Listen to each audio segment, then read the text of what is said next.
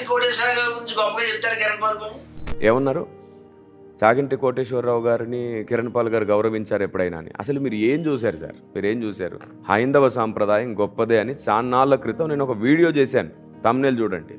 ప్రతి ఒక్కరిలో గొప్ప లక్షణాలు ఉన్నాయి. నేను ఎన్నో వీడియోస్లో చెప్పాను. ఋషుల గొప్పతనం ఉంది, మన దేశంలో చారిత్రక పురుషుల గొప్పతనం ఉంది, కారణ జన్ముల పురుషుల గొప్పతనం ఉంది. ఎవరు గొప్పతనం వారికి ఇవ్వండి అనే కదా నేను ప్రతి వీడియోలో చెప్పేది. చాగంటి కోటేశ్వరరావు గారు కానివ్వండి, లేకపోతే గరికిపట్టి నరసింహారావు గారే కానివ్వండి, వీరు మహానుభావులు.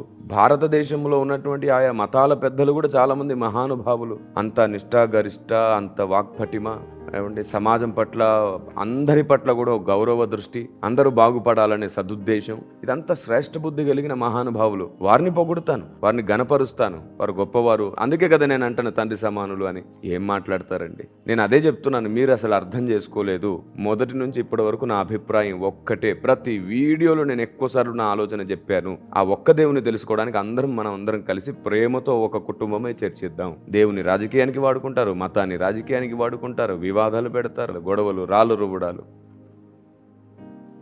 దాస్ గారు, మీరేదో మంచి చేస్తున్నామనే ముసుగులో విపరీతమైన అన్యాయం, ద్రోహం చేస్తున్నారు మానవాళికి. మళ్ళీ చెప్తున్నాను, అనవసరమైనటువంటి వివాదాలతో సత్యస్థాపన జరగదు, సంస్కరణ జరగదు, పరిశోధనతోనే జరుగుతుంది. మేము సర్వదా సిద్ధంగా ఉన్నాం. ఒకటే కండిషన్, అందరం ఒక కుటుంబమై కలిసి ఉండడానికి ప్రకటించుకుందాం.